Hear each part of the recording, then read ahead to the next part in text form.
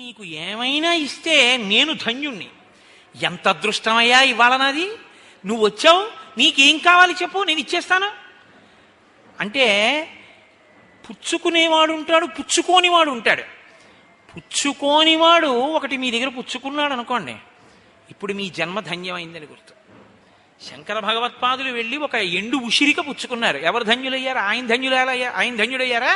లేకపోతే ఆ బ్రాహ్మణికి ఐశ్వర్యం వచ్చిందా? ఊరక రారు మహాత్ములు వా రథముల ఇండ్ల కడకు వచ్చుటలెల్లన్ కారణము మంగళములకు మీరొచ్చుట శుభము మాకు నిజము మహాత్మా అంటారు భాగవతంలో.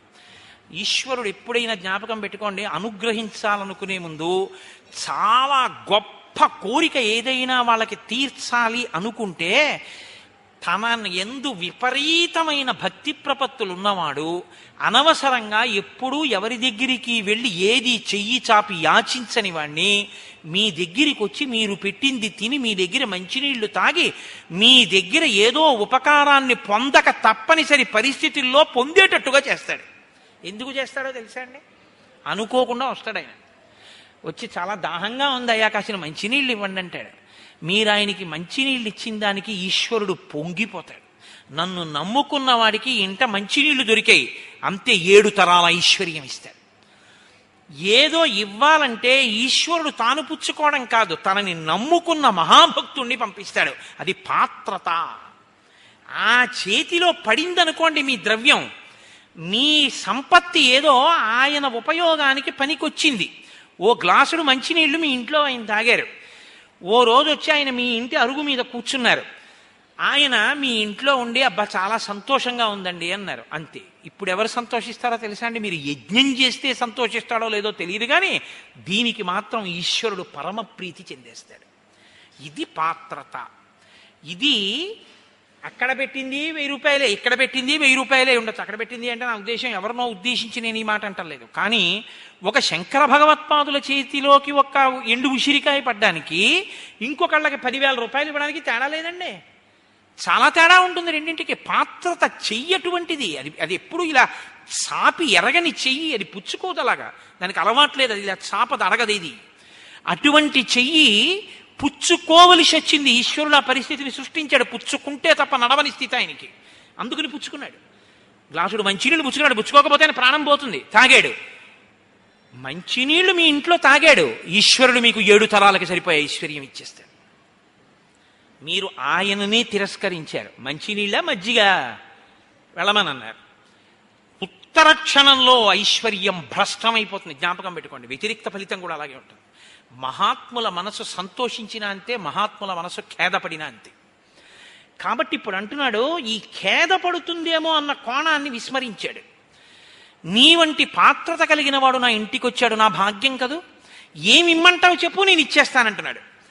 పాత్రభూతోసి మే బ్రహ్మన్ దిష్ట్వా ప్రాప్తోసి కౌశిక ఆద్యమే సఫలం జన్మం జీవితంచ సుజీవితం. చాలా పెద్ద మాట అండి రామాయణంలో. అద్యమే సఫలం జన్మం, నా జన్మ సఫలమైపోయింది. ఈ శరీరంతో ఉన్నందుకు ఇవాళ నేను ఒక భాగ్యాన్ని పొందాను. నిన్ను చూశాను, నువ్వు మా ఇంటికి వచ్చావు, ఇప్పుడు నువ్వు ఏదో అడుగుతావు, నేను ఇచ్చేస్తాను.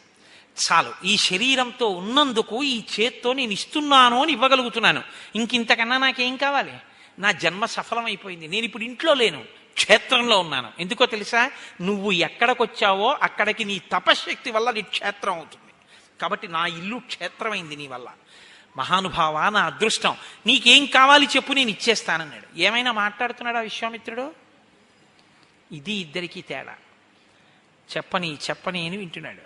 బాగా అననిచ్చాడు, అన్నీ విని అన్నాడు, అవునులే, ఇక్ష్వాకు వంశంలో పుట్టావు, సత్యధర్మములను అనుష్ఠించావు, ధర్మాత్ముడవని 3 లోకములలో ఖ్యాతి గణించావు, వశిష్ఠుడికి శిష్యుడివి, వశిష్ఠుడి దగ్గర పాఠాలు నేర్చుకున్నావు. ఇప్పుడు గురువుగారికి కూడా పడింది.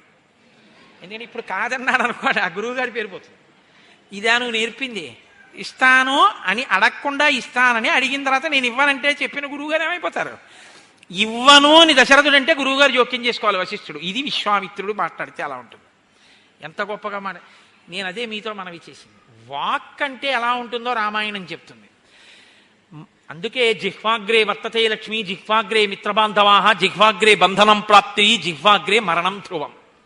అనకూడని మాట ఒక్కటి గబాలన నోటి వెంట అనేసి కారాగారాలకు పోతుంటారు. అనకూడని మాట ఒక్కటనేసి మరణం తెచ్చేసుకుంటారు. అనకూడని మాట ఒక్కటనేసి ఐశ్వర్యాన్ని పోగొట్టేసుకుంటారు. అనకూడని మాట ఒక్కటనేసి ఎంత ఉపద్రవమో తెచ్చుకుంటారు. అనవలసిన మాట ఒక్కటని మిత్రులందరినీ సంపాదించుకుంటారు. నాలుక అంత గొప్పదండి. అందుకు కదా శ్రీరామ నీనామం ఎంత రుచిరా, ఎంత రుచి ఎంత రుచి ఎంత రుచిరా, పాలు పంచాదారుల కన్నా పెరుగు తేనెల కన్నా శ్రీరామ నీనామం ఎంత రుచిరా అంటాం. ఏమిటండి ఆ మాటకు అర్థం? ఏమైనా అర్థం ఉందా? పాలు నాలుగు మీద వేసుకుంటే రుచి తెలుస్తుంది, పెరుగు తెలుస్తుంది, తేనె తెలుస్తుంది, పంచదార తెలుస్తుంది. రామనామం కాగితం మీద రాసి నాలుగు మీద వేయండి. ఇటు రుచి ఏమిటి దానికి? కాదు. రుచి అంటే ఏమిటో తెలుసా అండి? నాలుకతో చూసేటటువంటి అనుభవ జ్ఞానం కాదు. రామా, ఈ నాలుకతో తిన్న పాలు, నాలుకతో తిన్న పెరుగు, నాలుకతో తిన్న పళ్ళు ఈ శరీరంలో సప్తధాతువులయ్యాయి. చర్మము, రక్తము, కొవ్వు, మాంసము, అస్థి, శుక్ల, మేధ. ఈ నాలుకతో అన్న రామ ఇంకా మళ్ళీ శరీరంలోకి రాకుండా చేసింది. ఇది దీని శక్తి. కాబట్టి రామ, శ్రీరామ నీనామం ఎంత రుచిరా, దీని శక్తి తెలుసుకున్నాను రా రామా అని చెప్పడం దాని భావం తప్ప. అంతేగాని అరటిపళ్ళలా తీయగా ఉంటుందా అండి, పాలల్లా కమ్మగా ఉంటుందా అండి, ఇది ఇలా ఎందుకు రాశారండి అని అడగకూడదు. అది అనుభవంలోకి తెచ్చుకోవాలి. రసేంద్రియము అంటే నీకు పదార్థముల రుచి చెప్పడం కాదు, రసోవై సహా ఈశ్వరనామం పలకడంలో ఉన్న ఆనందాన్ని కూడా చెప్పాలి. అమ్మయ్యా, ఇవాళ ఎంత సంతోషంగా చెప్పుకున్నానండి శ్రీరామాష్టోత్తరం అని చెప్పుకున్నది అష్టోత్తరం. అంతేగాని విశ్వం విష్ణుహో అదొకటే వినపడుతుంది విష్ణు సహస్రంలో. ఆ తర్వాత ఇంకా వనమాలి గదీశాంగి వినపడుతుంది. ఎవడి కోసం ఆ చదువు? ఎందుకది? ఎవడడిగాడు నిన్ను చదవమని? మానేయి. శ్రీరామ రామ రామేతి రమే రామే మనోరమే అను. నీకు టైం లేకపోతే అంతేగాని ఎందుకు వచ్చిన దిక్కుమాల పరిగెత్తడాలు? కాబట్టి అది నాలుకకు రుచి. నాలుక అన్ని ఇబ్బందులు తెస్తుంది, అంత ఉద్ధరిస్తుంది. కాబట్టి విశ్వామిత్రుడు అన్నాడు, వశిష్ఠ మహర్షి లాంటి గురువు చేత సంస్కరింపబడిన బుద్ధి కలిగిన నీవు ఇంత గొప్పగా మాట్లాడడం ఆశ్చర్యమే ఉందన్నాడు. ఇప్పుడు ఎవరు ఉలిక్కి పడాలి? వశిష్ఠుడు. ఎందుకో తెలుసా అండి? ఇప్పుడు ఆయన గాని అడిగాక ఈయన అయ్య బాబోయ్ అని ఇలా వేళ్ళు విరిచారనుకోండి, ఆయన ఈయన వంక చూస్తాడు, వశిష్ఠుడి వంక. ఇదే నేర్పావు అని. అప్పుడు ఆయన ఏమనాలి? నోర్ముయి, నీకేం తెలుసు, ఆయన అడిగింది అనాలి. అనాలా వద్దా? వశిష్ఠుడు అలా జోక్యం చేసుకునేటట్టు విశ్వామిత్రుడు చేయగలిగాడు. ఇది ఆయన ప్రజ్ఞ. పాపం అమాయకుడు ఎవరు? పుత్రవ్యామోహంతో తొందరపడిపోయి మాట్లాడేస్తున్నాను మహా అడిగితే ఏం అడుగుతాడు? ఏదో గుడి కడుతున్నానంటాడు, గోపురం కడుతున్నానంటాడు, అంతే కదా అనుకున్నాడు దశరథ మహారాజు. ఆయన అన్నాడు, ఏమీ లేదయా, నీ దగ్గరికి రావడానికి ఒక చిన్న కారణం ఉంది, దానికోసం వచ్చాను. అహం నియమమాతిష్టే సిద్ధ్యర్థం పురుషర్షభ తస్య విఘ్న కరౌ ద్వౌతు రాక్షసౌ కామరూపిణౌ. నేను సిద్ధి కొరకు ఒక యాగం చేస్తున్నాను. ఆ సిద్ధి కొరకు యాగం చేస్తున్నప్పుడు ఇద్దరు రాక్షసులు కామరూపంలో వస్తున్నారు. వాళ్ళు రూపం మార్చుకుని వస్తున్నారు, విఘ్నం కల్పిస్తున్నారు. దానివల్ల యజ్ఞం పూర్తవట్లేదు. ఎన్ని మాటలు యజ్ఞం చేసినా విఘ్నం వస్తోంది. అందుకని నేను మళ్ళీ లేచిపోవలసి వస్తోంది. అయితే అలా ఎందుకు లేచిపోతున్నావు? నువ్వు బ్రహ్మర్షివి కదా, నువ్వు ఒక్క సంకల్పం చేసి శాపం విడిచిపెడితే వాళ్ళు చచ్చిపోతారుగా, నువ్వు పూర్తి చేసుకోగలవుగా యాగం అంటే. ఏమైనా నేను కోప్పడతాను, శాపాలు పెడతాను అనుకుంటున్నావేమో. ఇప్పుడు అది మానేశాను, నేను బ్రహ్మర్షిని, నాకు అంతటా ఈశ్వరుడు కనపడుతున్నాడు. అందుకని ఆయన అన్నాడు, నచమే క్రోధముత్స్రష్టం బుద్ధిర్భవతి పార్థివ తథా భూతాహి సాచర్య నశాపస్తత్ర ముచ్యతే. నేను కోపంతో శాపం విడిచిపెట్టకూడదు ఆ యజ్ఞంలో, అందుకని నేను శపించట్లేదు. అందుకని వాళ్ళు ఏం చేస్తున్నారంటే యజ్ఞభంగం చేసేస్తున్నారు. అందుకని ఇప్పుడు ఆ వచ్చినటువంటి వాళ్ళు యజ్ఞభంగం చేసే సమయంలో ఆ ఇద్దరిని చంపడానికి మీ అబ్బాయిని నాతో పంపించన్నాడు. స్వపుత్రం రాజశార్దూల రామం సత్యపరాక్రమం. నీ కొడుకున్నాడే రాముడు, సత్యపరాక్రముడు, చాలా తేజోవంతుడు. కాకపక్షధరం శూరం జ్యేష్టం మే దాతుమర్హసి. అదిగో ఆ జులపాల జుత్తుతో ఉన్న రాముడున్నాడే, గొప్ప అందగాడు, వాణ్ణి నాతో పంపించు, వాడిని తీసుకెళ్తాను, వాడు చంపుతాడు ఆ ఇద్దరు రాక్షసుని అని. రామస్య రాజ్యశార్దూల నపర్యాప్తౌ మహాత్మన నచ పుత్రకృత స్నేహం కర్తుం అర్హసి పార్థివ. ఇప్పుడు దశరథుడు ఏం ఆలోచిస్తాడో కూడా పరకాయ ప్రవేశం చేసి విశ్వామిత్రుడు చెప్పేస్తున్నాడు. అమ్మో, మా అబ్బాయిని పంపించడమా అండి అనకు. అనద్దంటున్నానో తెలుసా? నీకేం తెలుసో తెలుసా? నీ కొడుకన్న విషయం ఒకటే తెలుసు తప్ప ఆయనెవరో నాకు తెలుసు. నేను పంపించమంటున్నాను, నువ్వు పంపించేసేయి. నువ్వేమడిగితే అది ఇస్తానన్నావు, నేను అడిగాను, ఇచ్చేసేయి. తప్ప పుత్రుడి మీద స్నేహంతో, ఆయన మీద ప్రీతితో అయ్య బాబోయ్ ఇస్తే ఏమైపోతుందో అని ఇవ్వడం మాత్రం మానకు. అహంతే ప్రతిజానామి హతౌ తౌ విద్ధి రాక్షసౌ. నీకు నేను ప్రతిజ్ఞ చేసి చెప్తున్నాను, రాముణ్ణి నాతో పంపు, రాక్షసులు మరణించినట్టు అని చెప్పాడు. అంటే ఏమిటి? రాముడు క్షేమంగా ఉంటాడనే కదా. నువ్వు దేనికి భయపడాలి? రాముడికి ఏమైనా అవుతుందేమో అని. రాక్షసులు మరణిస్తారు, నేను ప్రతిజ్ఞ చేస్తున్నానన్నాడు బ్రహ్మర్షి. విశ్వాసం అంటే, శ్రద్ధ అంటే, భక్తి అంటే ఏమిటండి? ఎదురుగుండా వచ్చి అర్ఘ్యం ఇవ్వడం, పాద్యం ఇవ్వడం కాదు, ఆయన చెప్పిన దాని మీద నమ్మకం ఉంచడం కదా. ఇప్పుడు చెప్పాడుగా, ప్రతిజ్ఞ చేసి చెప్తున్నానన్నాడుగా. పైగా ఇంకొక మాట చెప్పాడు, నువ్వు ఇంకా అనుమానపడుతున్నావేమో రాముణ్ణి పంపడానికి. అహం వేద్మి మహాత్మానం రామం సత్యపరాక్రమం వశిష్ఠోపి మహాతేజ ఏచేమే తపసి స్థితాః. రాముడెవరో నీకు తెలియదు.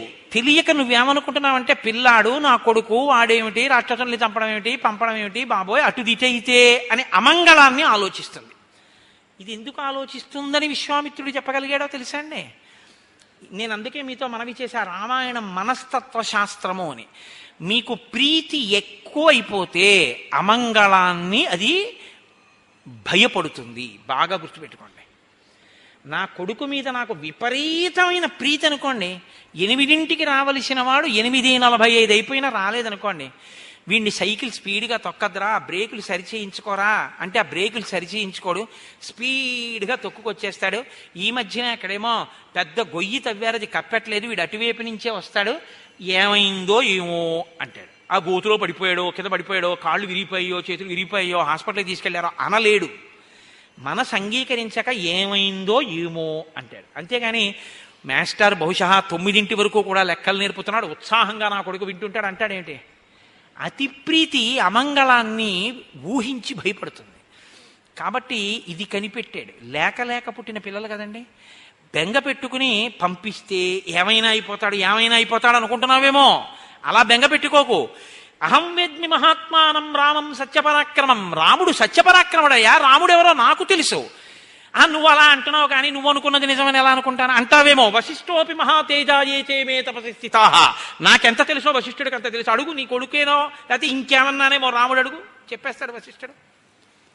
ఆయన విష్ణు అన్న విషయం మాకు తెలుసు, నీకు తెలియదు, వచ్చిన గొడవ. కాబట్టి వశిష్ఠుడికి తెలుసు. పోనీ నేను చెప్తే నమ్మవు, వశిష్ఠుడు చెప్తాడు నమ్ముతావా? ఇక్కడ ఉన్న తాపసులు చెప్తారు నమ్ముతావా? మేమందరం చెప్తున్నాం, నీ కొడుకు కేవలం నీకు నీ కొడుకులా కనపడుతున్నాడు. నీ కొడుకు కాకుండా ఆయన ఇంకోటి, ఆయన సత్యపరాక్రమం, ఆయన పరాక్రమానికి అడ్డు లేదు. పంపవయ్యా. ఇదితే ధర్మలాభంచ యశశ్చ పరమం భువి స్థితం ఇచ్చసి రాజేంద్ర రామం మే దాతుమర్హసి.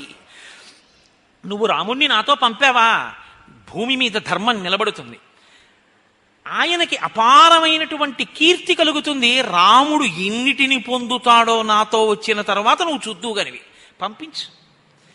యది యనుజ్ఞాః కాకుత్స దదతే తవ మంత్రిణః వశిష్ఠ ప్రముఖాః సర్వే తతో రామం విసర్జయ. నీ చెప్పానని పంపించద్దు, వశిష్ఠుడిని అడుగు, నాతో పంపించచ్చో పంపించకూడదు.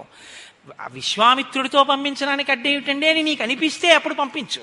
నీ మంత్రుల్ని కూడా అడుగు, వాళ్ళు కూడా పంపమంటేనే పంపించు. పోని నా ఎదురుగుండా మాట్లాడడానికి భయమా? పక్కకి తీసుకెళ్ళి అడుగు కులగురువుని, పంపించమంటే పంపించు, లేకపోతే వద్దు. ఇన్ని చెప్తున్నాడు. ఎవరు అడగకుండా ఇచ్చేస్తానన్నాడో వాడు ఇచ్చే స్థితిలో లేదు తీరా అడిగాక అని విశ్వామిత్రుడు కనిపెట్టాడు. ఇన్ని చెప్తున్నాడు పంపించమని, ఇప్పుడు నిలబడగలడా మాట మీద? సరే రామా వెళ్ళిపో అని అనలేడు. ఎందుకు అనలేడో చెప్తాడు తప్ప నేను పంపుతానని మాత్రం అనలేడు. ఇది పుత్రవ్యామోహం అంటే, ఇది పుత్రేష. దశరథుడు మాత్రం ఎలా అతీతుడండి, లేక లేక బిడ్డల్ని కన్నవాడు, అందున ధర్మాత్ముడు సుగుణాభిరాముడు, ఏమని పంపిస్తాడు పిల్లాన్ని? ఆయన బాధ ఆయింది. దశరథుడిని చూస్తే జాలే వేస్తుంది పాపం ఒక్కొక్కసారి. కాబట్టి ఈ మాటలు చెప్తే దశరథుడు అన్నాడు, ఊనషోడశ వర్షో మే రామో రాజీవలోచన నయుద్ధయోగ్యతాం మస్య పశ్యామి సహరాక్షసై. రామచంద్రమూర్తికి ఇంకా 16 ఏళ్ళు కూడా రాలేదు. పిల్లవాడు రామో రాజీవలోచన, పద్మముల వంటి పద్మముల యొక్క రేకుల వంటి కనురెప్పలున్నవాడు. రాత్రి అయితే పిల్లాడు ఇట్టి నిద్రైపోతాడు. రాక్షసులో రాత్రి యుద్ధం చేస్తారు. ఇంత చిన్న పిల్లాడు రాక్షసులతో యుద్ధం ఎక్కడ చేస్తాడండి? పైగా ఆయనకేమి ఇంకా అస్త్రాలు శస్త్రాలు అవి ఏమీ రావు. వాళ్ళు టక్కులు టమారాలు గారడీలు మాయా విద్యలు రాత్రులు యుద్ధాలు అన్నీ వచ్చిన వాళ్ళు కామరూపులు. వాళ్లతో పిల్లాడా యుద్ధం చేస్తాడు? చెయ్యలేడు. నా మాట వినండి. బాలో అకృత విద్యశ్చ నచవేత్తి బలాబలం నచాస్త్ర బల సంయుక్తో నచయుద్ధ విశారద నచాసౌ రాక్షసాం యోగ్య కూటయుద్ధాహితే ధ్రువం విప్రయుక్తో హి రామేణ ముహూర్తమపి నోత్సహే జీవితుం మునిషార్దోలా నరామం నేతుమర్హసి షష్టిర్వర్ష సహస్రాణి మమ జాతస్య కౌశిక దుఃఖే నోత్పాదితశ్చాయం నరామం నేతుమర్హసి. ఎందుకు కొడుకుని పంపించచ్చో విశ్వామిత్రుడు చెప్తున్నాడు. ఎందుకు పంపలేడో దశరథుడు చెప్తున్నాడు. ఇప్పుడు ఎవరు ఏదైనా ఇచ్చేస్తానన్నవాడు. ఆయన అంటున్నాడు, మీరు దయతలచండి, పిల్లాడు ఏం తెలీదు, యుద్ధానికి వస్తే ఏమైనా అయిపోతాడు. రాక్షసులతో యుద్ధం వాడి వల్ల కాదు. బొత్తిగా 16 ఏళ్ళు కూడా లేవు. ఇంకొకటి చెప్పనా, నాకు 60,000 సంవత్సరాల వయస్సు. అక్కడ చెప్పుకుంటున్నాడు షష్టిర్వర్ష సహస్రాణి. 60,000 సంవత్సరాల వయస్సు వచ్చాక ఇక పిల్లలు పుట్టరు అనుకుంటున్నప్పుడు పుట్టాడు సుగుణాభిరాముడు. అటువంటి కొడుకుని విడిచిపెట్టి ముహూర్త కాలం కూడా నేను బతకలేను, వాడిని చూడకుండా ఉండలేను, అందుకని నా దగ్గర నుంచి వాడిని తీసుకెళ్ళిపోకండి అన్నాడు. అంటే మీకు ఏ అనుమానం వచ్చి ఉంటుందో, కొంతమందికి నాకు తెలిసి 60,000 సంవత్సరాలు బ్రతకడం ఏమిటండి అని అనుకోవచ్చు. యుగాల్లో ఒక్కొక్క యుగంలో ఆయు ప్రమాణం ఒక్కొక్కలా ఉంటుంది. త్రేతాయుగంలో ఆయు ప్రమాణం 1000 సంవత్సరాల మీదే. అందుకని 60,000 సంవత్సరాలు దశరథుడు ఉన్నాడు. తస్య తద్వచనం శ్రుత్వా విశ్వామిత్రోభ్యభాషత పౌలస్య వంశ ప్రభవో రావణో నామ రక్షత. అడిగాడు పైగా, ఎవరితో యుద్ధం చెయ్యాలి? చిన్న పిల్లాడు, వాణ్ణి పంపమని అడుగుతున్నావు, ఎవరితో యుద్ధం చెయ్యాలో అసలు నాకు చెప్పన్నాడు. పౌలస్య వంశ ప్రభవో రావణో నామ రక్షత స బ్రాహ్మణా దత్తవర త్రైలోక్యం బాధతే భృశం మహాబలో మహావీర్యో రాక్షసై బహుభిర్వృత శ్రూయతే హి మహావీర్యో రావణో రాక్షసాధిప సాక్షాద్ వైశ్రవణ భ్రాత పుత్రో విశ్రవసో మునే యదా స్వయం న యజ్ఞస్య విఘ్నకర్తా మహాబల తేన సంచోదితౌ ద్వౌతు రాక్షసౌ సుమహాబలౌ మారీచశ్చ సుబాహుశ్చ యజ్ఞ విఘ్నం కరిష్యతః. రావణాసురుడనేటటువంటి 10 తలలు కలిగినటువంటి ఒక రాక్షసుడు చతుర్ముఖ బ్రహ్మగారి గురించి తపస్సు చేసి యక్ష కిన్నెర గంధర్వ కింపురుషాది అనేక జాతుల చేత మరణం పొందకుండా వరాన్ని పొంది ఆ వరముల చేత విశేషమైనటువంటి పరాక్రమం వీర్యం ఉద్ధతి కలిగినటువంటి వాడై లోకాల్ని బాధిస్తూ మహర్షులు యజ్ఞములు చేసుకోకుండా ఇబ్బంది పెడుతున్నాడు.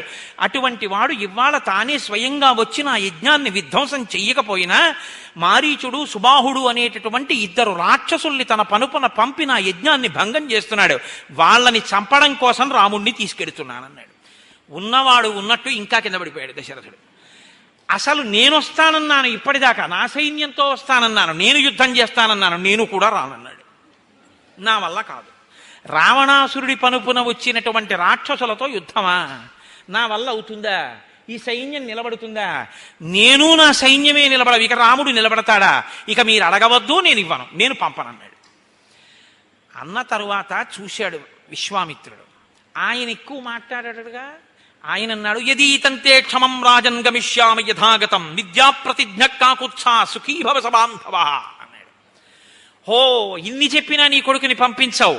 నేను అడగకుండానే నువ్వు అడిగింది ఇస్తానని నాకు మాటిచ్చి నేను నోరు విప్పి అడిగిన తరువాత నేను అడిగిందే ఇవ్వలేనని మాట తప్పిన సత్యమునందు ధర్మమునందు నిలబడలేనటువంటి రాజైనవో దశరథ, నీవు నీ బాంధవులతో 10 కాలములు క్షేమముగా ఉందువుగాక అన్నాడు.